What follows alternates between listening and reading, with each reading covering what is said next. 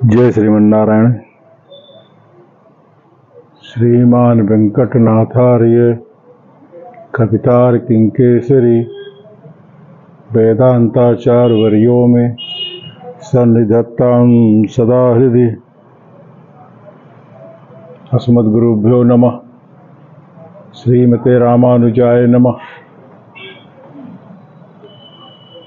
श्री गौतमाख्य कुलसागर पूर्णचंद्रम श्रीमत्प्रयाग तनयम विनियोज्जलंतम श्रीराम देशिक पदाम्बुज भृंगराजम श्री कृष्ण देशिक महम शरणं प्रपद्ये।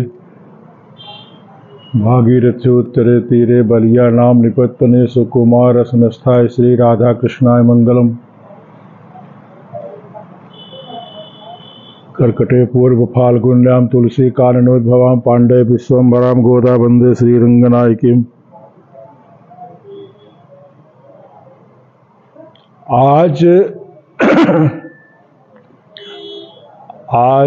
श्री धनुर्मास उत्सव का 30वां पासुर, जो कि श्री गोदाम्बा जी ने 30 छंद के माध्यम से यह ग्रंथ बनाया था कि गोपियां द्वापर युग में भगवान को कैसे प्राप्त भई। तो आज 30वां पासुर का कालक्षेप किया जाएगा। आज के कालक्षेप का मुख्य प्रेरणा स्रोत यही है कि 29 दिन तक गोपियां इस मार्गशीर्ष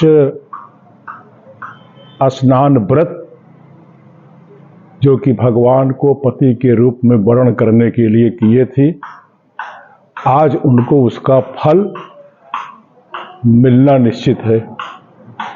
उसी के बारे में आज का कालक्षेप है, जो कि कहा जा रहा है। देखिए, सुनिए कायदे से। आज का कालक्षेप थोड़ा बड़ा है, क्योंकि इसमें हमारे जो परमाचार्य 1008 आनंद विभूषित भगवत साक्षात्कार श्री स्वामी सीतारामाचार्य स्थान श्री वैकुंठ मंडप अयोध्या जी, उन्होंने जो कालक्षेप करके बताया था अपने शिष्यों को, उन्हीं की चिट्ठी आज बांची जाएगी। आज का कालक्षेप सुनना 1 महीने के धनुर्मास उत्सव का फल प्राप्त कराने वाला होगा। श्रीमन्नारायण भगवान की जय। श्री गोदाम्बा जी से भगवान को पति के रूप में प्राप्त करने का मनोरथ जो किया गया था, उसकी भगवान ने पूर्ति कर दिया। कोई भी जीवात्मा सच्चा मनोरथ यदि भगवान से मिलने की करता है, तो भगवान उसके सभी मनोरथ पूरे कर दिया करते हैं। जीव के मन में भगवान ने इच्छा शक्ति दी है। सच्ची लगन के साथ इच्छा मनोरथ करने पर, जैसे जा पर सत स्नेहु, सोत ही मिलहि न कछु संदेहु। भगवान से सच्ची इच्छा करने पर एक संसार की देसी वस्तु प्राप्त हो जाती है। तो फिर कहिए, जो सर्वदेशी, जो परमात्मा है, सब जगह रहने वाले हैं, वे इच्छा करने पर जरूर मिलेंगे। प्रहलाद जी को पत्थर के खंभे से निकलकर भगवान मिले। एक बड़े महात्मा उज्जैन के तरफ के हैं, वो अब तो नहीं है, पहले थे। तो वो ब्रह्मचारी परमहंस बोले जाते थे। उनकी एक शिष्या थी, वह बहुत भाविक थी। उसको अपनी श्री गुरु भगवान की मूर्ति, मतलब फोटो में अनुभव दर्शन हुआ। घंटों समाधि में रहकर दर्शन करती है अपने गुरु का। उस बाई ने अपना विवाह नहीं किया। उस बाई ने पुस्तक लिखा है, जिसमें भगवान की कृपा की बहुत सी बातें लिखी गई हैं। सच्ची इच्छा चाहना मनोरथ करने पर हमारे इसी प्राकृत शरीर से ही भगवान का मिलना और उनका दर्शन होना संभव है। शरीर गोरा है, सांवला है, इस प्रकार देखने का अभ्यास लोगों का पड़ गया है।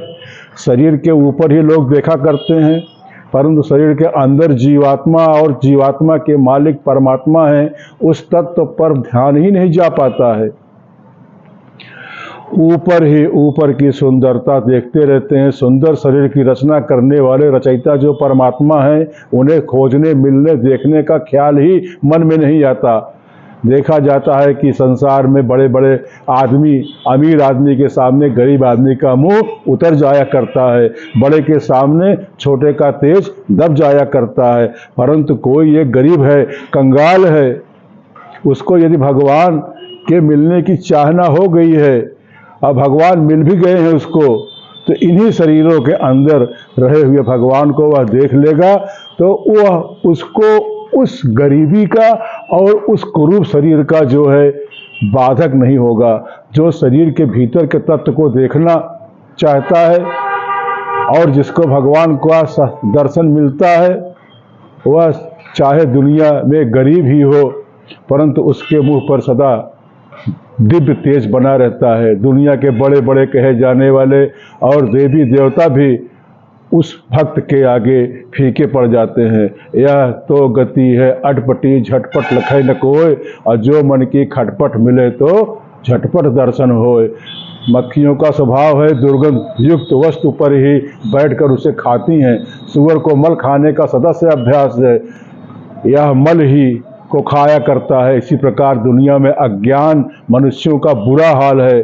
वे रात दिन उम्र भर संसार की चीज़ों को जोड़ने में और उसमें सुखी रहने के लिए कोशिश करते रहते हैं। उनके समझ केवल शरीर को सुखी करने तक ही है। शरीर को छोड़ करके शरीर के अंदर, जो शरीर के अंदर की आत्मा है, उसका कल्याण उपाय करने का वो उपाय नहीं सोचा करते हैं। वह संसार की माया में फंसे रह जाते हैं, अहंकार से दूसरों की बुराई करते हैं। परंतु चाहे जैसा भी दुर्गुणी मनुष्य हो, वह गुरु की शरण जाकर, गुरु पर विश्वास करके, गुरु के बताए हुए रास्ते से भगवान से मिलना ही चाहे तो भगवान से मिल सकता है, क्योंकि भगवान सर्वज्ञ हैं। सर्वव्यापक सर्वशक्तिमान भगवान जीव के नातेदार हैं, अर्थात भगवान से जीव का पक्का संबंध है। राजा, प्रजा, पिता, पुत्र आदि अनेक संबंध जो हैं और जीवात्मा और परमात्मा के बीच में है। इस संबंध ज्ञान के अनुसार भगवान से मिलने के लिए जीव का पक्का हक होता है। अनेक संबंध जो हैं उनमें पिता पुत्र का संबंध सबसे ऊंचा और अच्छा संबंध माना जाता है। परमात्मा पिता और हम लोग उनके जीव जो है पुत्र हैं। यह अटल संबंध है। संबंध ज्ञान हो जाने पर मन की जो अनेक खटपट संशय भ्रम है, यह सब एकदम से दूर हो जाया करते हैं और चटपट भगवान का दर्शन होता है। इस कलयुग में ही देखिए, तुलसी वृक्ष के बगीचे में से प्रकट होकर श्री गोदाम्बा जी भगवान से साक्षात मिली।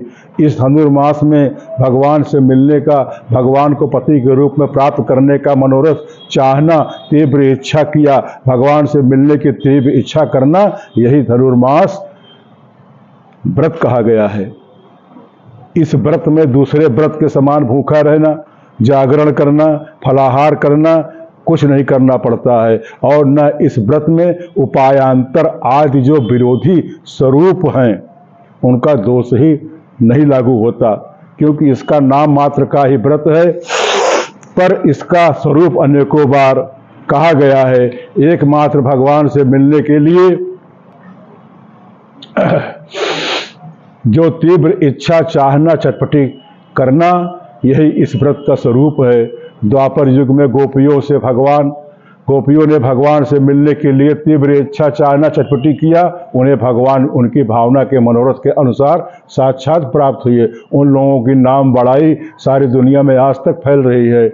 आगे भी बड़ाई महिमा चालू रहेगी, क्योंकि भगवान ने कहा है कि मेरे को चाहने वाले प्रेमी को मैं भी खूब चाहता हूँ। 33 करोड़ देवता मेरे आश्रित भक्तों की चरण की सेवा किया करते हैं। श्री गोदाम्बा जी ने भगवान से मिलने की चाहना किया। वह स्त्री थी, परंतु इसमें स्त्री पुरुष का कोई भेद नहीं है। सिर्फ स्त्री ही लोग भगवान से मिल सकती हैं। भगवान से मिलने के लिए सभी जीवों का, यानी स्त्री पुरुष ऊंच नीच, पापी, पशु, पक्षी सभी का अधिकार है।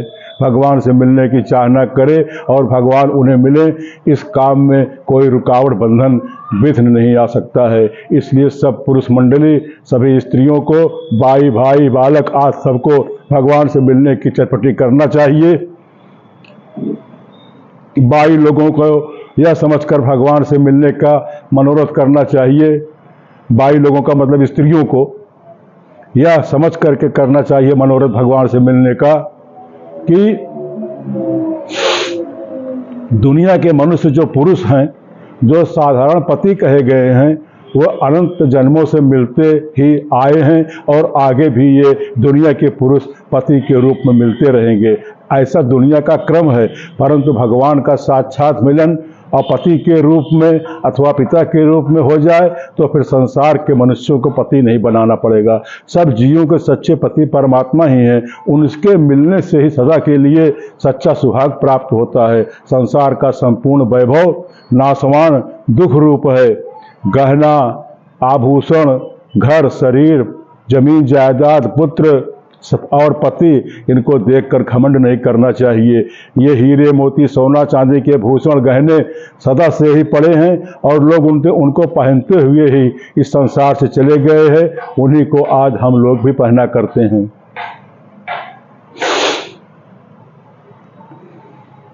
एक अजायब घर में मरे हुए मनुष्य की हड्डियों का पंजर बड़ा भारी लंबा चौड़ा रखा हुआ है। उसके नाम का कुछ भी पता नहीं है। इस प्रकार देखिए, सरजू के किनारे, गंगा के किनारे पर मरे हुए मनुष्यों की जो अस्थियां, खोपड़ियां बहुत से पड़ी हैं, लोगों के पैर की ठोकरों से गेंद के समान खेली जाती हैं। संसार का स्वर्ग, ब्रह्मा के लोक अर्थात 14 लोक का धन वैभव पाने पर भी घमंड नहीं करना चाहिए, क्योंकि वह सब बादल की छाया के समान अभी आज है, न जाने अचानक कब नाश हो जाए। भगवान की कृपा से यदि इस जगत में धन वैभव की प्राप्ति हो तो श्री नंद बाबा की तरह, श्री वृषभानु जी की तरह होना चाहिए। ऐसा धन, ऐसा पैसा भगवान की सेवा, भगवान की कैंकर में खर्चा करना चाहिए, तभी धन का वैभव और सफलता कही जाएगी। हम लोगों के लिए सच्चा भूषण एकमात्र सच्चे पति स्वामी पिता भगवान ही हैं। वे भगवान साक्षात मिल जाएं, आकर छू जाएं, बस उन्हीं का संबंध सच्चा संबंध है।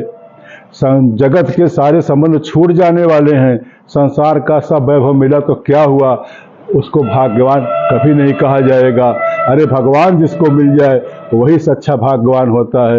भाग्यवान क्या भया यदि भगवत नहीं भेटे, अरे समझा क्यों कर सुखी शाम यदि संग न लेटे।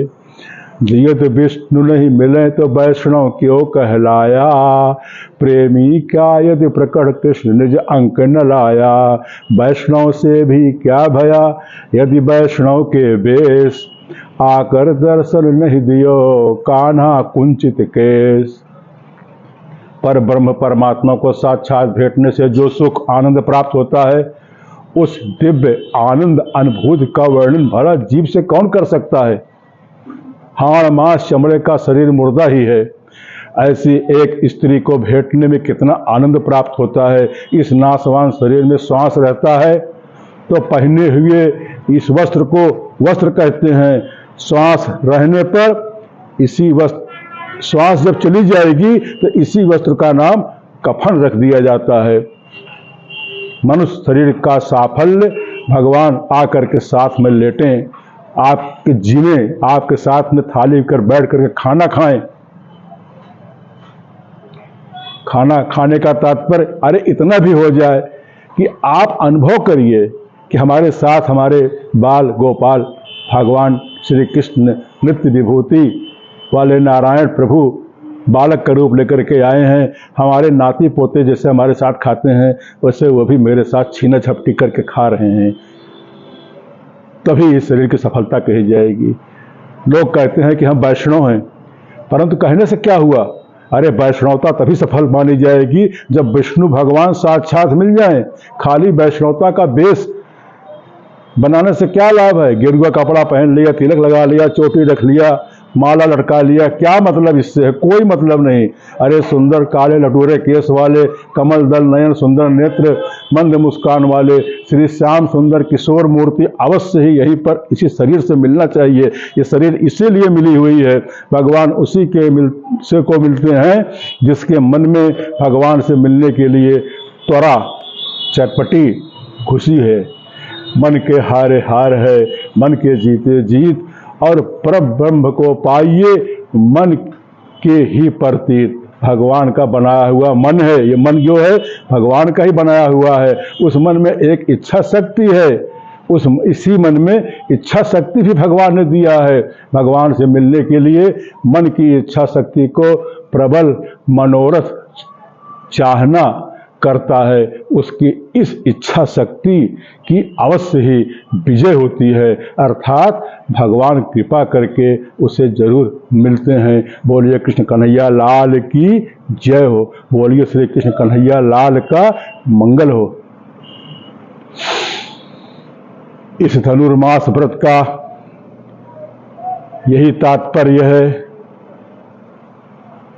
कि इस शरीर से परमात्मा साक्षात मिल जाए, जो कि आखिरी में सच्चा धन है, वे तो कभी छूटने को नहीं है। देखिए, एक जगह सत्संग 12 महीने होता था, उसमें उपदेश दिया जा रहा था कि इसी मनुष्य शरीर से भगवान मिले बिना मनुष्य की शरीर प्राप्त करना बेकार है, वृथा है। सूकर कुकर भी तो मनुष्य अपनी कर्मानुसार अपनी शरीर पाते हैं, उनके लिए तो नहीं कहा गया, लेकिन मनुष्य के लिए यह उपदेश दिया गया है कि इसी मनुष्य शरीर से भगवान मिल जाए। 1 वर्ष के बाद वह व्यक्ति लौट करके उसी कथा सत्संग में दोबारा फिर आया, तो देखा था क्या है कि कथा सत्संग पहले की तरीके से चल रहा है, वही सुनने वाले हैं, वही कहने वाले हैं। लोगों को कथा सुनने का व्यसन मात्र है, कान से सुनते हैं, बरसों से सुन रहे हैं। समय बिताते हो भगवान से मिलने के लिए, कहता है वह व्यक्ति, समय बिता रहे हो व्यर्थ में, कितना कथा सुनोगे? अरे भगवान से मिलने के लिए चटपटी नहीं होती है। अरे मैंने तो एक बार भगवान कथा सुना, भगवान से मिलने के लिए चटपटी किया, और उस सुने हुए कथा के आधार पर मुझको कृपा करके मैं उसी के आधार पर उस चटपटी में अपने मन को लगा दिया, तो भगवान कृपा करके मुझको मिल गए। परंतु तुम लोगों को तो वर्षों से सत्संग सुनने पर भी कोई लाभ नहीं हुआ, सुनने की तुम्हें आदत से पड़ गई है। जैसे किसी आदमी के बात में कोई ऐसा शब्द निकलता है कि हर बात में वही शब्द निकाला करता है। हमारे प्रतापगढ़ में एक राजापाल सिंह थे, पेट्रोल पंप वाले, वो किसी से बात करते थे, अच्छी बुरी चाहे जो, तो उसमें लगा देते थे भल कहा ज्ञान, भल कहा ज्ञान।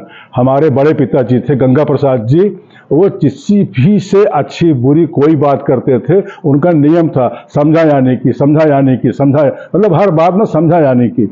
ऐसे एक किसी आदमी को यह कहने की आदत पड़ गई थी कि तुम्हारे मुंह में, हर बात में कहता तुम्हारे मुंह में, जिससे बात करे उससे कहे तुम्हारे मुंह में। वह बात करता था और बीच बीच में कहता था तुम्हारे मुंह में।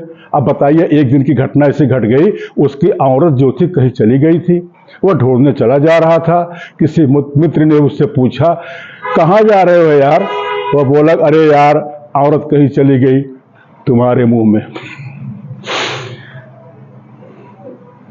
उसे ढूंढने को निकला हूं यार, तुम्हारे मुंह में। बहुत देर से ढूंढ रहा हूं यार, तुम्हारे मुंह में। अगर कहीं मिल गई यार तुम्हारे मुंह में, तो इस कदर से डंडे मारूंगा तुम्हारे मुंह में। यह सुन करके वो सुनने वाला भागा बड़ी तेजी से, अपनी जान बचाकर भागा। ऐसे अनेकों फिजूल बात करने बोलने के लोगों की आदत पड़ गई है। उसी मनुष्य के समान हम लोगों को भी केवल कथा कहने का, सुनने का व्यसन हो गया है, आदत पड़ गई है। इसी कारण से हम लोगों को कोई लाभ नहीं हो रहा है। श्री लाल जी का मंगल हो, श्री लाल जी की जय हो। बहुत कहने से, पढ़ने से, सुनने से हृदय खराब हो जाता है। मृदंग जो होता है, यंत्र बजाने वाला, वो आवाज बहुत करता है परंतु भीतर से पोला ही होता है। इसी तरीके से अन्य भी जितने उपकरण बने हुए हैं वो केवल कहने मात्र के लिए हैं। देखिए, शुद्ध श्रद्धा रखिए और श्रद्धा के अनुसार भगवान और भागवतों की सेवा में अपना धन लगाइए और अपने निष्ठा की भी रक्षा करिए। संसार में बड़े नाम वाले सिर्फ पैसा लूटने का व्यापार फैलाते हैं, वे भगवान से मिलने का सच्चा मार्ग ही नहीं जानते, तो दूसरे को कल्याण क्या करेंगे। चंदा मांगते हैं, बड़े बड़े आजकल साधु बेश वाले आते हैं, चंदा मांगते हैं, कहते हैं कि धर्मशाला बनवाएंगे, चंदे का पैसा सब ऐस आराम में लगाते हैं। अरे वही दो चार बातें जो सबको हमारे गुरु जी ने बताया है असली चीज, ऐसा सत्य उपदेश कहीं कोई नहीं दे सकता है।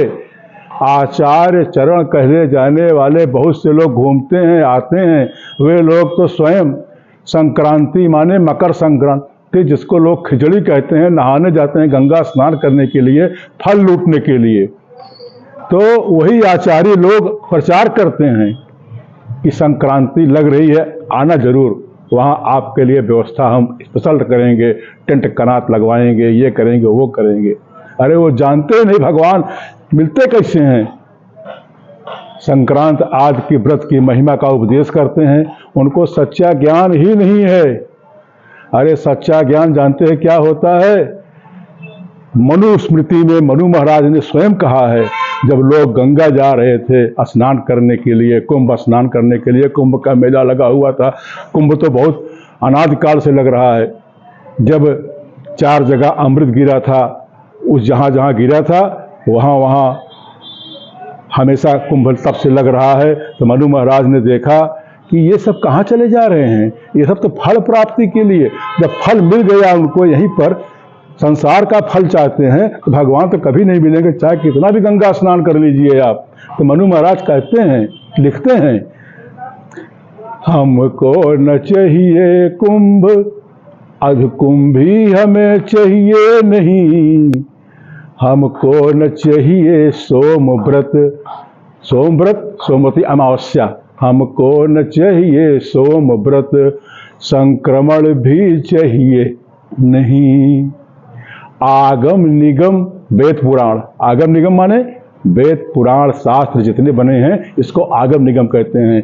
आगम निगम की युक्ति भुक्ति और मुक्त भी चाहिए नहीं, हमको मुक्ति भी नहीं चाहिए, चाहिए हमें अरे बिरचियों जो ही प्रिय वही बस दिख जा कहीं। जहाँ कहीं आप विराजते हो ठाकुर जी, हमको दिखाई पड़ जाइए, इससे बढ़ करके कुछ नहीं है। हमको न चाहिए भ्रात माता तात भी चाहिए नहीं। कितने जन्मों से भाई बंधु मिलते चले आए हैं, माता पिता मिलते चले आए हैं, कोई नहीं साथ दे पाया हमारा। पैदा किया, दूध पिलाया, पाला पोसा, बड़ा किया, विवाह किया, छोड़ दिया, कमाओ खाओ। तो हमको न चाहिए भ्रात माता तात भी चाहिए नहीं, हमको न चाहिए बात सुंदर गात भी चाहिए नहीं। जैसे मैं कालक्षेप करता हूँ, मेरा गला खराब है, मेरी आवाज़ मोटी है, तो क्या ज़रूरत है कोई संगीत लेकर के हमको कथा कहने का अभ्यास है कि लोग मस्त होकर नाचेंगे और भीड़ इकट्ठा करना है हमको। अरे हमारे कृष्णाचार्य जी ऋषिकेश वाले महाराज जो भागवत कथा 1 महीने कहते हैं प्रयागराज में आकर के, वो कहते हैं कि अगर कोई एक श्री सच्चा वैष्णव मिल जाएगा हमको, हम उसको अकेले एकांत में बैठकर कथा सुना सकते हैं। केवल एक वैष्णव कोई मिल जाए बस, कोई मिलता उलता नहीं है। हमको न चाहिए बात सुंदर गात भी चाहिए नहीं, हमको न चाहिए नात सुंदर जात भी चाहिए नहीं। क्या करेंगे सुंदर नाता रिश्ता लेकर के, सब अपने में मस्त हैं। ऐसा हुआ कि जैसे रैदास जी को देख लीजिए, नामदास जी को देख लीजिए, योगी वाहन स्वामी को देख लीजिए, जो हमारे रामानुज संप्रदाय की परंपरा के मुख्य आचार्य हैं, जिससे अगर रामानुज स्वामी साक्षात मिल जाते तो जीते जी शरीर को परम पद भेजना शुरू कर देते, ऐसा उनका योग बन गया था। परंतु रामानुज स्वामी यमुनाचार्य से मिलने जा रहे थे श्रीरंगम कांचीपुरी से, और वो रंगम से आ रहे थे कांचीपुरी रामानुज स्वामी जी के पास। लेकिन एक नदी के तट पर भगवान ने कहा, देखिए यमुनाचार्य स्वामी, आपको परम पद जाना है, अब यहाँ नहीं रहना है। मिलन नहीं हो पाया, उनकी 3 अंगुलियां टेढ़ी हो गई थी मरते समय। तो रामानुज स्वामी ने सोचा कि इसका मतलब क्या है, तो रामानुज स्वामी ने संकल्प किया कि 3 अंगुलियां जो टेढ़ी है इसको मैं देखूं, इनके मन में इच्छा क्या थी। तो एक अंगुली पकड़ा, उन्होंने कहा मैं श्री भाष्य की रचना करूंगा, अंगुली सीधी हो गई। दूसरे को पकड़ा, उन्होंने कहा मैं अष्टाक्षर मूल मंत्र का उपदेश करके जीवों को भगवान के रास्ते में लगाऊंगा, दूसरी अंगुली सीधी हो गई। तीसरी अंगुली में उन्होंने पकड़ा और कहा कि मैं पूरे भारत भूमि में जितने मठ मंदिर हैं सबको मैं लक्ष्मी श्री संप्रदाय, रामानुज संप्रदाय तो बाद में नाम पड़ा है ना, पहले इसका नाम श्री संप्रदाय था, लक्ष्मी संप्रदाय, मैं इस संप्रदाय को निरंतर आगे बढ़ाऊंगा। अंगुली सीधी हो गई। तब उन्होंने यमुनाचार्य स्वामी जी को, शरीर को, वो तो परम पद चले गए, वही नदी किनारे पड़े थे, अपना गुरु बनाया। तो हमको न चाहिए नात सुंदर जात भी चाहिए नहीं, चाहिए हमें बिरजो जहीं प्रिय वही बस दिख जा कहीं। हमको न चाहिए मान, आजकल लोग मान के लिए परेशान रहते हैं, कितना सम्मान हमको मिल जाए। हमको न चाहिए मान जग सम्मान भी चाहिए नहीं, हमको न चाहिए गान सुंदर तान भी चाहिए नहीं, हमको न चाहिए शान, हमको न चाहिए शान अब तो जान भी चाहिए नहीं, हम चाहिए हमें बिरचो जहीं प्रिय वही बस दिख जा कहीं। बिरचो माने जहाँ कहीं भी आप विराजते हो, आप हमको दिखाई पड़ जाइए, बस सब छोड़ दूंगा मैं, कुछ नहीं चाहिए मुझको। शरणागतों के लिए जो भगवान के चरणाश्रित हैं, बहुत सी शिक्षा कही गई है, मर्यादा किस प्रकार रखना चाहिए, स्त्रियों को घूंघट आदि पर भी बताया गया है, कैसे इस घूंघट के पीछे रहस्य क्या है। अब तो घूंघट करना की प्रथा ही खत्म हो गई, अगर है भी तो थोड़ा सा ब्रजवासियों में या राजस्थान क्षेत्र में दिखाई पड़ता है। पुरुषों के लिए भी सत्संग में बहुत सा उपदेश कहा जाता है, ये उपदेश को माने, उपदेश के अनुसार श्रद्धा सहित अनुष्ठान करेंगे तो दिन दूनी रात चौगुनी उन्नत होगी और सब प्रकार से भगवान की कृपा दृष्टि उसके ऊपर बनी रहेगी। गोदाम्बा जी से भगवान कहें कि हम मंदिर में विराजते हैं, वहीं पर विवाह होगा। यह 30वां पासुर बोला जाता है।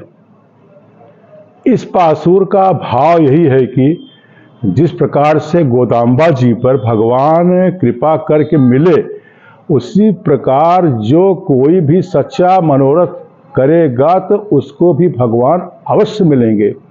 नंद महल, गोपाल भवन, हमारी चिविला नगरी के हमारे मंदिर राधिका सेवा कुंज में जैसे उत्सव भगवान मना रहे हैं, हमारा मनोरथ है कि यही हमेशा होता रहे, परंपरा से हमेशा चलता रहे।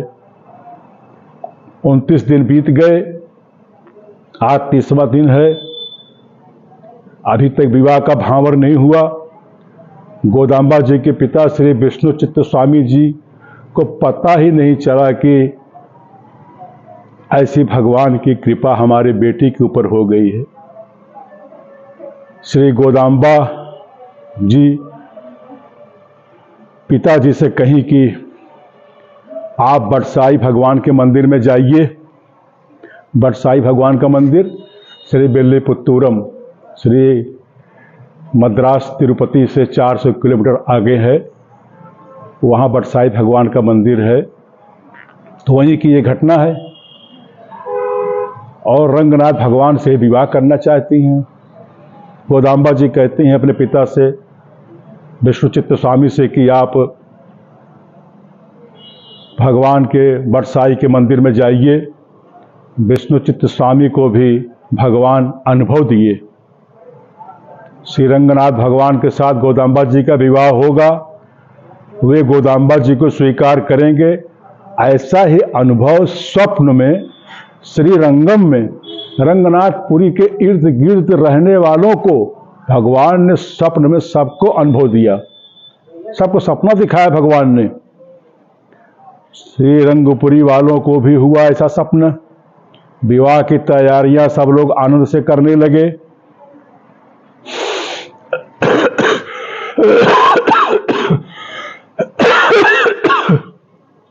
एक महीना बोलते बोलते गला भी हमारा बहुत गड़बड़ हो गया इस समय।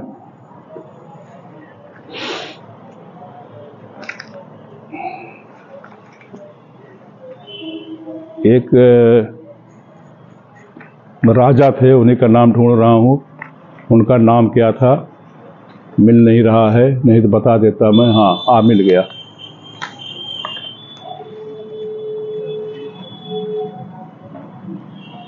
श्री विष्णुचित्त स्वामी जी के शिष्य राजा वल्लभ देव जी, जो कि दक्षिण भारत में मथुरापुरी एक नाम की नगरी थी, वहाँ के राजा थे, जो कि विष्णुचित्त स्वामी जी के शिष्य थे, जिसको मैंने आज के पहले कई दिन पहले पासूर में, ये लगभग 12वें 13वें या 11वें पासूर में मैंने उनका वर्णन किया था कि वो शिष्य किस प्रकार बने थे।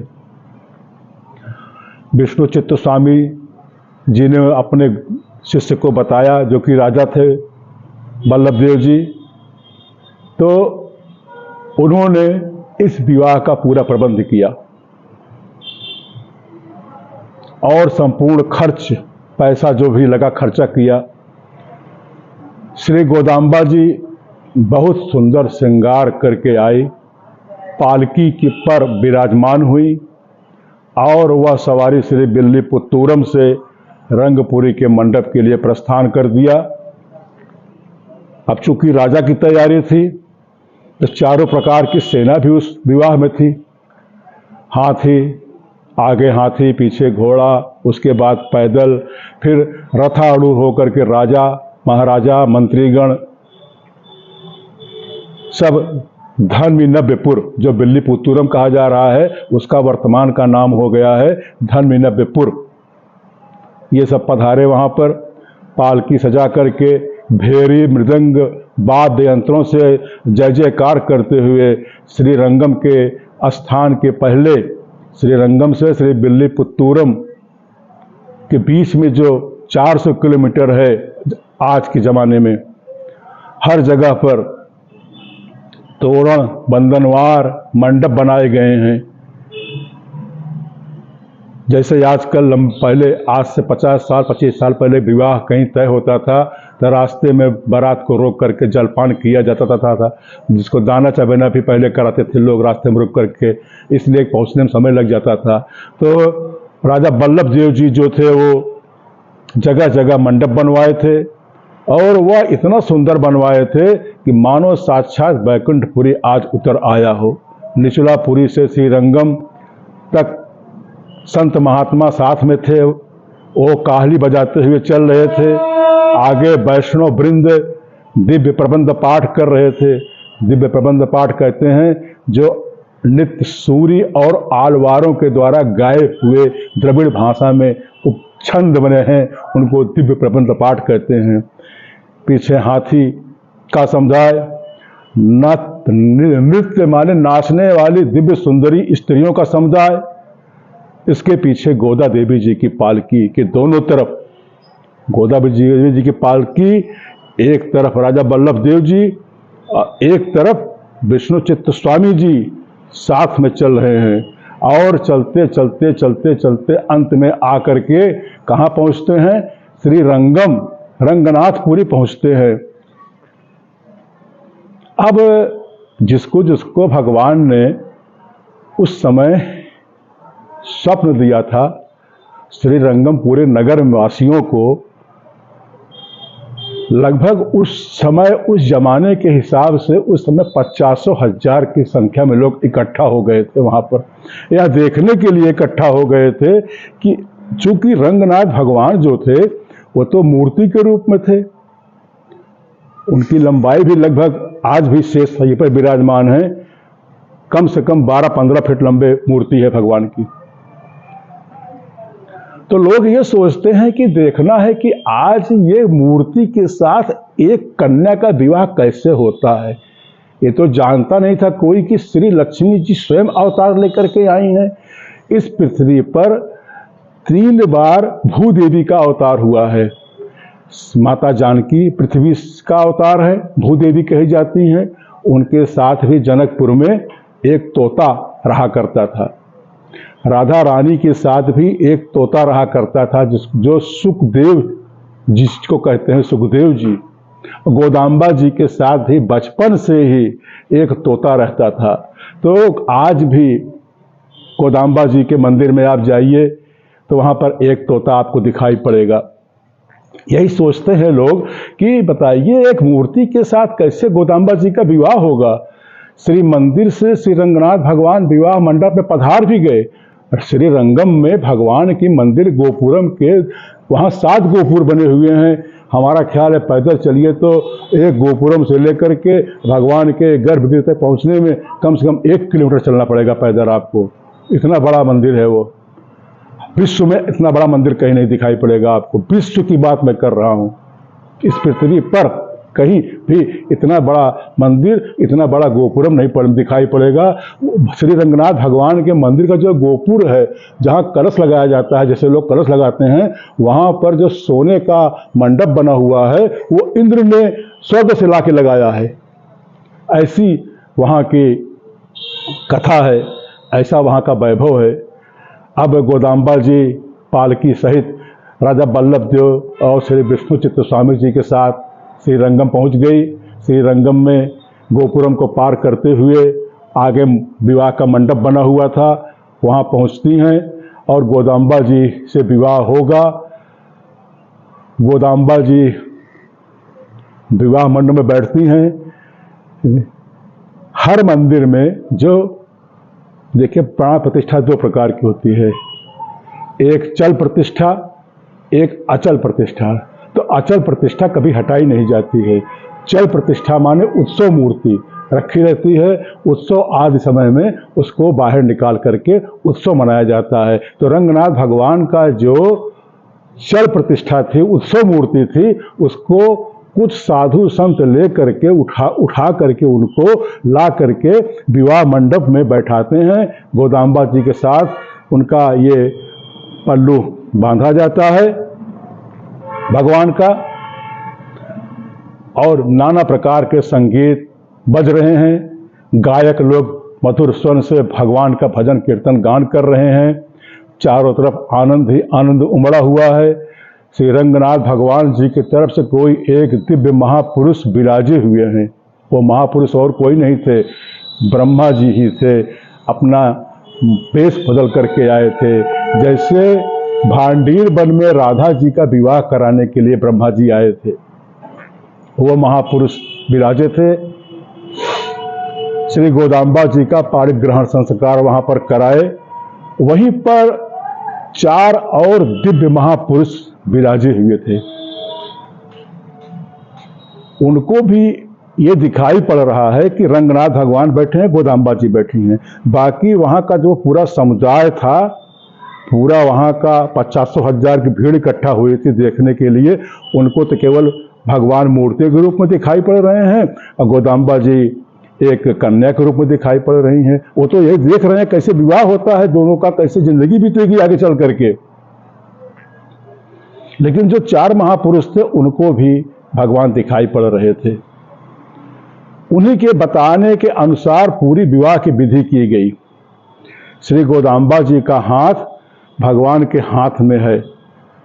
अब वे अनुभवी लोग जो हैं वो तो अनुभव दर्शन में यह सब देख रहे हैं।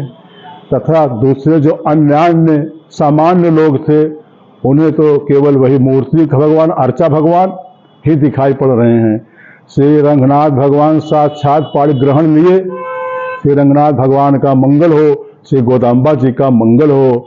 सबको केसरिया लड्डू का प्रसाद राजा वल्लभ देव जी ने व्यवस्था किया था, सबका प्रसाद मिला।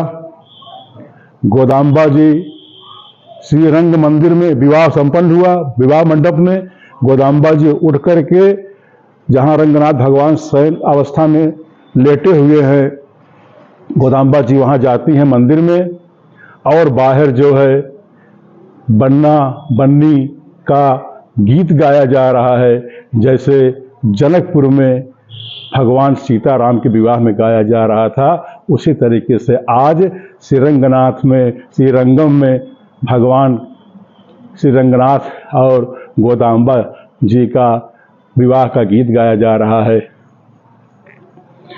धूम मचाए रघुराई जनकपुर में, धूम मचाए रघुराई जनकपुर में। सुनो वन के चार खंभे गड़े हैं, सुनो वन के चार खंभे खड़े हैं, और मणि की दीपक जलाई जनकपुर में, मणि की दीपक जलाई जनकपुर में। पानन की, पान जो खाते हैं, पानन की पतरी बन आए, पानन की पतरी बन आए, और मोतियन झालर सजाई जनकपुर में, मोतियन झालर सजाई जनकपुर में। चारों तरफ चार कलश धरे हैं, चारों तरफ चार कलश धरे हैं। अरे मणि की दीपक जलाई जनकपुर में, मणि की दीपक जलाई जनकपुर में। राम लक्ष्मण भरत शत्रुघ्न, राम लक्ष्मण भरत शत्रुघ्न, चारों आए ससुरारी जनकपुर में, चारों आए ससुरारी जनकपुर में।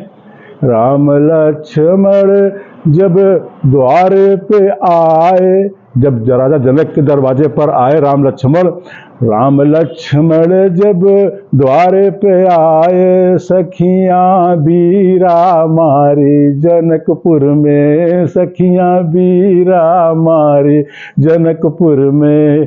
राम लखन जब मंडप में आए, राम लखन जब मंडप में आए, राम लखन जब मंडप में आए, अरे सखियां मंगल गाई जनकपुर में, सखियां मंगल गाई जनकपुर में।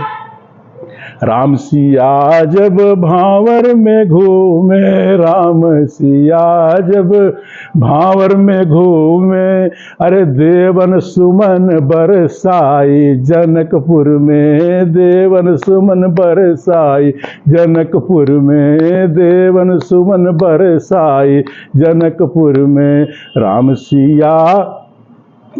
राम सिया जब कोहबर में आए, राम सिया जब कोहबर में आए, सखियां दही लपटाई जनकपुर में, सखियां दही लपटाई जनकपुर में। जेवन बैठे, जेवन माने भोजन करने, जेवन बैठे राजा दशरथ, जेवन बैठे राजा दशरथ, अगल बगल चारों भाई जनकपुर में, अगल बगल चारों भाई जनकपुर में। जेवन बैठे सब बरातिन, जेवन बैठे सब बरातिन, सखियां मंगल गाई जनकपुर में, सखियां मंगल गाई जनकपुर में। जेवन बैठे, जेवन बैठे नाऊ पंडित, जेवन बैठे नाऊ पंडित, अरे मोछे पे मोछे पे चुअत मलाई जनकपुर में, मोछे पे चुअत मलाई जनकपुर में, धूम मचाए रघुराई जनकपुर में। गोदाम्बा जी मंदिर के अंदर पधारी हैं, बाहर लाखों लोग विराजे हैं, सबको केसरिया लड्डू का प्रसाद मिला। सर्वत्र पीले केसरिया रंग की सजावट की गई है। भगवत कृपा पात्र हजारों को दर्शन अनुभव हो रहा है कि श्री भगवान जी के साथ श्री गोदाम्बा जी लक्ष्मी के स्वरूप से विराजी हैं। जो भगवत कृपा पात्र थे वहां पर उनको अनुभव दर्शन मिल रहा है। आज सब देख रहे हैं कि श्री रंगनाथ भगवान के साथ में लक्ष्मी जी विराजी हैं। इसी विराजने के ऊपर हमारे आचार्य ने, गुरु ने एक छंद बनाया है।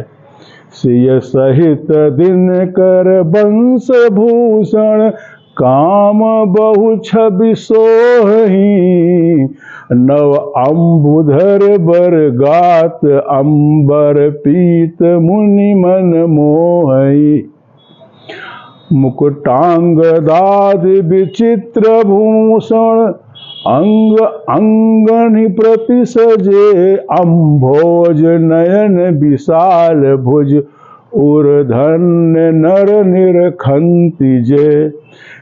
विवाह में वहां आए हुए सभी बड़भागियों को बूंदी, चटपटिया, मालपुआ, अनेक प्रकार के विविध प्रकार के मीठे और नमकीन चरपरे व्यंजन प्रसाद के रूप में दिए गए। प्रसाद लेते लेते लोगों के नाक में दम हो गया, थक गए। जुगल जोड़ी बिंद बीदणी का मंगल हो, श्री गोदा महारानी का मंगल हो, श्री गोदाम्बा जी का मंगल हो, श्री रंगनाथ भगवान का मंगल हो। अब जब गोदाम्बा जी मंदिर के अंदर गई तो मंदिर का पट बंद हो गया। बाहर सारा कार्यक्रम विवाह का चल रहा है। अब होता क्या है चमत्कार, मंदिर का किवाड़ खोला जाता है। श्री गोदाम्बा जी के साथ श्री रंगनाथ भगवान का साक्षात दर्शन, लाखों जनता जो वहां पर आई थी सब ने प्रत्यक्ष दर्शन किया वहां पर। उसके बाद जब दर्शन सबने पा लिया, सबको विश्वास हो गया कि वास्तव में ये मूर्ति के साथ नहीं, साक्षात श्रीमन नारायण के साथ विवाह हुआ है। 2 मिनट तक दर्शन हुआ सबको। उसके बाद फिर से दरवाजा बंद किया गया। वहीं से गोदाम्बा जी अंतर्ध्यान हो गई। आज तक ऐसा दर्शन आज तक। उसके बाद गोदाम्बा जी अंतर्ध्यान हो गई। आज तक फिर ऐसा दर्शन कभी किसी ने किया हुआ नहीं है। हम लोग तो नकली हैं, हम लोग तो नकली दर्शन करते हैं। ऐसा दर्शन कभी किसी ने पाया भी नहीं। सदा के लिए भगवान से मिल गई। प्रभु कहते हैं कि कोई भी हमसे मिलना चाहेगा तो कलयुग में भी हम मिल सकते हैं और विवाह भी कर सकते हैं। ऐसा है हमारे प्रभु का स्वभाव। अनंत जनों को साक्षात दर्शन दिया भगवान ने। गोदाम्बा जी के पिता विष्णुचित्त स्वामी चूंकि आलवार थे, उनकी भी निष्ठा आज भ्रमित हो गई कि मेरी बिटिया कहाँ चली गई। उसने तो रिया करने को कहा था, परंतु वो तो अंदर ध्यान हो गई। ऐसा सोच करके उदास हो गए। परंतु बड़ा संकोच हुआ, अब क्या करें, वापस यहाँ से श्री विल्लीपुतूरम कैसे लौटेंगे। हमारी बेटी छूट गई, हमसे विदा हो गई। श्री उनके भगवान की कृपा से उनको अनुभव दर्शन हुआ कि वहां पर ऊपर बैकुंठ मंडप में श्री गोदाम्बा जी और श्री रंगनाथ भगवान बसंत गुलाल खेल रहे हैं, एक दूसरे पर अबीर उड़ा रहे हैं, नाना प्रकार के बाजे वहाँ बज रहे हैं, सखियाँ नाच रही हैं, आनंद ही आनंद हो रहा है। श्री लाल जी महाराज की जय हो। चारों तरफ जय जयकार हुआ। श्री नंद बाबा का मंगल हो, श्री प्रकट स्वरूप सरकार का मंगल हो। सीता सीता बियहि गे राम, सीता बियहि गे राम, जनकपुर नीक न लागे। सीता बियहि गे राम, जनकपुर नीक न लागे।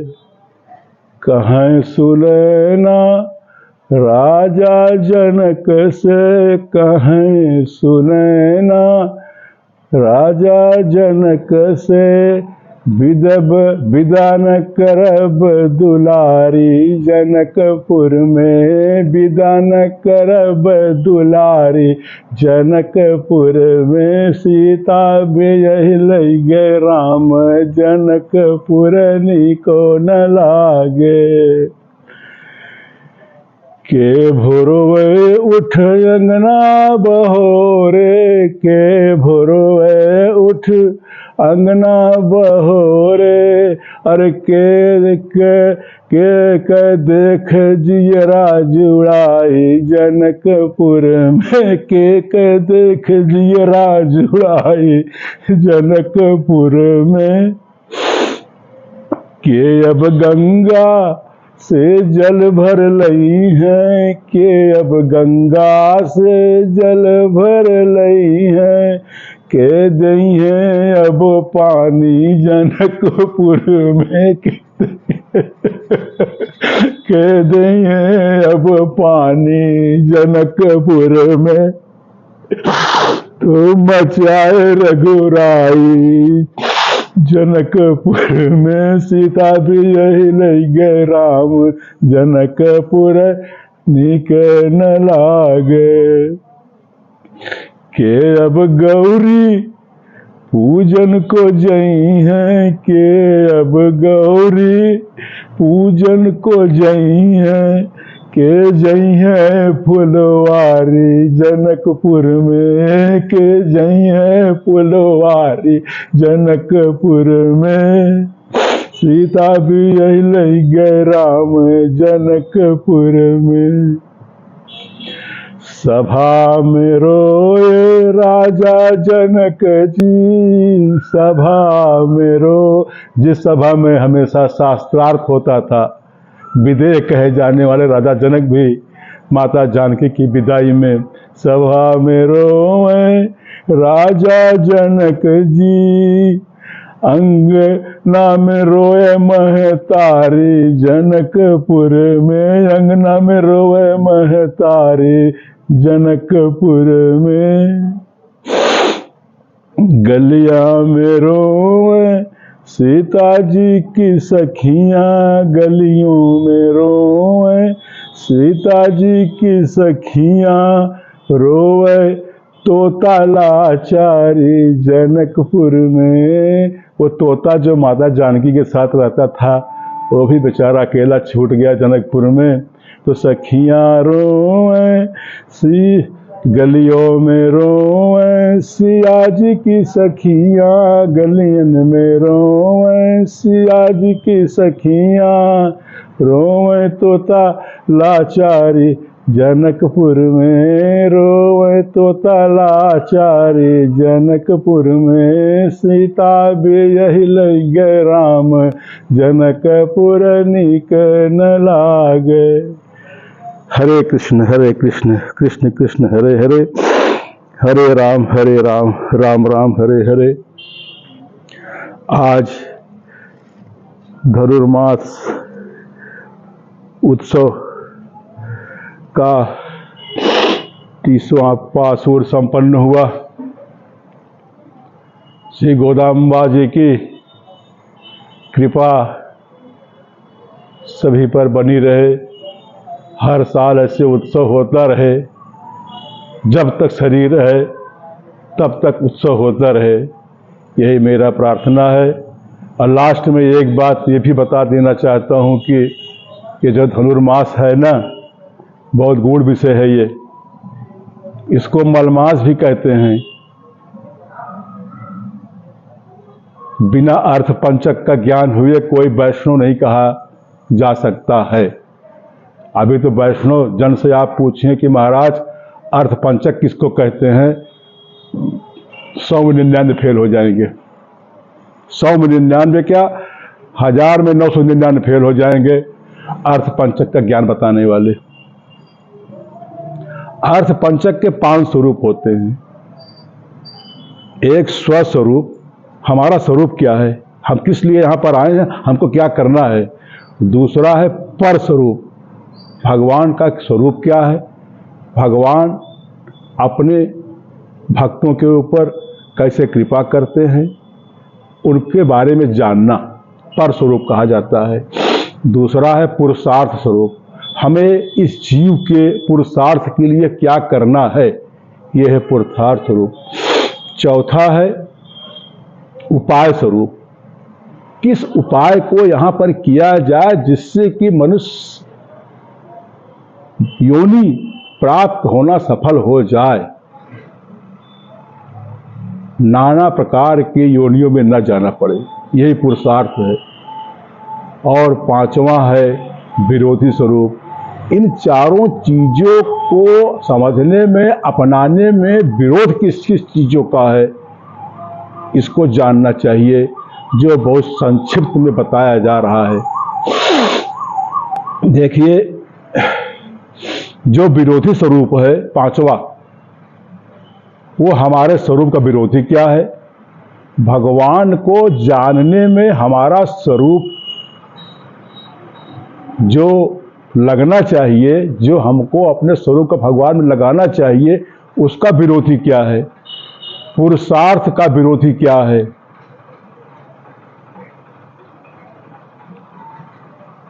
किसी भी कार्य का संपन्न करने के लिए उपाय करना, अनुष्ठान करना, व्रत करना, पूजा करना, तीर्थ करना, नाना प्रकार के जंजाल में फंसना, इससे भगवान कोसों दूर चले जाया करते हैं, कभी नहीं मिलते। ये कहते हैं उपायांतर, कभी भी कोई उपाय नहीं करना चाहिए एक भगवान की चाहना छोड़ करके। फलांतर, फल की प्राप्ति के लिए कोई भी ऐसा कार्य नहीं करना चाहिए जिससे मन से भगवान विस्मृत हो जाए, वो फल ही सामने दिखाई पड़े केवल। यही सब जो है मल कहे गए हैं। भगवान के श्री मलमास का मतलब यही सब मल हैं। इसी मल को दूर करने के लिए यह 1 महीने का धनुर्मास का उत्सव होता है। भगवान के श्री चरणों की कृपा ही उपाय है। उसको छोड़कर किसी अन्य उपाय को ग्रहण करने से उपायांतर, उपाय का दोष लग जाता है। श्री भगवान की नित्य सेवा कैंकर ही श्रेष्ठ फल है। उसको छोड़कर 14 लोक की कोई भी चीज की फल की चाहना करना, इसको फलांतर दोष कहते हैं। अपने जीव को देह मानना, भगवान का दास नहीं मानना और दूसरे देवताओं का नौकर बनना, दास बनना, यह हमारे स्वरूप का विरोधी मल है। भगवान के समान अन्य देवताओं को समझना, ये एक प्रकार का मल है। अर्चा भगवान माने भगवान की मूर्ति में, अरे ये तो मूर्ति है, ये कोई भगवान है, मानो तो देव नहीं पत्थर। तो अर्चा भगवान में ऐसा असमर्थ भाव करना, ये मल है। यही पर स्वरूप विरोधी महामल है। भगवान की सेवा कैंकर के महा आनंद सुख को छोड़कर 14 लोक के अथवा कैवल्य, एक मुक्ति होती है, उसको जो 4 मुक्ति होते हैं, सायुज्य, सारूप्य, सालोक, सामीप्य, ये तो भगवान के साथ जीवात्मा हमेशा रहा करता है, इसको कहते हैं। एक मुक्ति होती है कैवल्य मुक्ति, जिसको कि बड़े बड़े ऋषि मुनि लोग हजारों हजारों वर्ष अपने मन को, बुद्धि को अपने आत्मा में ला करके स्थिर करके समाधि में आ जाते हैं। उनकी शरीर छूट जाती है, वो कैवल्य स्वरूप को प्राप्त होते हैं, उसे आत्मा में ही हमेशा निमग्न रहते हैं। तो यह कैवल्य का आनंद की चाहना करना, ये भी मल कहा गया है। ये विरोधी मल है भगवत प्राप्ति में। ये सब प्रकार के जो मल हैं जो बताए गए भी, ये धनुर्मास में 1 महीने का भगवान का उत्सव मनाने के बाद सब छूट जाता है। शरणागत प्रपन्न कहते हैं जो भगवान के श्री शरणागति के आश्रित हैं, उनको प्रपन्न कहते हैं। पृथ्वी पर भगवान के जीव के मुक्ति के लिए 2 प्रकार के स्थान हैं। मतलब श्री रंगनाथ भगवान प्रपन्न भगवान कहे गए हैं, और श्री जगन्नाथपुरी के जो भगवान हैं, इनको कहा गया है कि जो नीच निशाचर जो कहीं नहीं जा सकते हैं, जो भगवान की शरणागति भी नहीं कर सकते हैं, उनको जगन्नाथपुरी के भगवान संभाला करते हैं। लेकिन निष्ठा दोनों में एक होनी चाहिए। तो आगे चल करके यही कहा गया कि प्रपन्न को भगवान साक्षात मिलना चाहिए, इसलिए शरणागति आर्त प्रपन्न होकर के भगवान से मिलने के लिए विरह आकुल होता है। और जब विरह होती है, उसी विरह की अग्नि में यह सब मल जल जाते हैं और भगवान कृपा करके उन्हें मिल जाते हैं। सब मल छूट गया, श्रेष्ठ फल भगवत प्राप्ति हो गई, भगवान की प्राप्ति हो गई। तो भगवान की कृपा ही उपाय हो गई। अभी तो भगवान की कृपा थी कि हम जैसे जीवों को गुरु की कृपा से भगवान में लगाया गया, और उन गुरु की कृपा जो थी वो उपाय थी। अब भगवान मिल गए, ये उपेय हो गया। भगवान मिल गए, सारा मल छूट गया, श्रेष्ठ फल की प्राप्ति हो गई। वही सिया राम ही उपाय थे पहले, अब वही उपेय हो गए। इस प्रकार परम मंगल होता है। और भगवान से संबंध का जोड़ने पर दिव्य बिरजा जी जो नदी है, जो बैकुंठ के पहले नदी बहती है, उसका नाम है बिरजा जी। स्नान करा करके इस चेतन को नव जीवन की प्राप्ति होती है। हमेशा के लिए इस जीव के पीछे महान झंझट वाले अनेक उपाय, झंझट वाले देवता लोग, झंझट वाले जो फल ये लगे हुए थे, वो सब प्रभु की कृपा से छूट जाया करते हैं। इस प्रकार सदा मनन अनुसंधान करना, दिव्य सत्संग जो श्री गुरु भगवान जी की कृपा है, उसी कृपा गंगा में अनुभव रूपी गोता लगाना, श्री गुरु भगवान का कैंकर्य, मुखोल्लास, सेवा, यही कहा जाएगा। यही महादान है, यही गुरु दक्षिणा है। इस प्रकार यह जो 1 महीने से महान मंगलमय सत्संग प्राप्त हुआ, उसी को कहा गया, उसी को याद रखना है, मनन करना है। क्योंकि शरीर तो एक दिन छूट जाएगा, और जब शरीर छूट जाएगा, जानते हो क्या होते हैं? शरीर छूटने के बाद तुरंत घर के बाहर निकाला जाएगा। जो सुनेगा क्या करेगा? साथी है मित्र गंगा जल बिंदु के पान तक, साथी है मित्र गंगा जल बिंदु के पान तक। अरे अर्धांगिनी बढ़ेगी तो केवल मकान तक, परिवार के सब लोग साथ निभाएंगे तो श्मशान तक, अरे बेटा भी हक निभाएगा तो अग्निदान तक। इसके बाद अकेले कहाँ जाओगे, शरीर तो जल गया।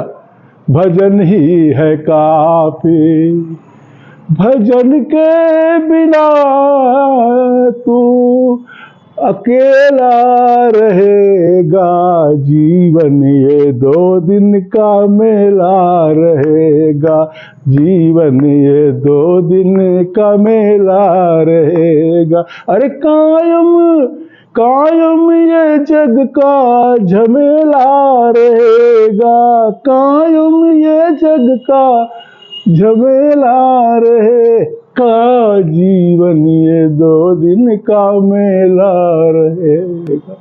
साथी है मित्र गंगा जल बिंदु के पान तक, अर्धांगिनी बढ़ेगी तो केवल मकान तक, परिवार के सब लोग साथ निभाएंगे तो श्मशान तक, बेटा भी हक निभाएगा तो अग्निदान तक। भजन कर ले भैया अकेले जाना पड़ेगा, यही भजन है इसी का साथ निभाना पड़ेगा। इस दास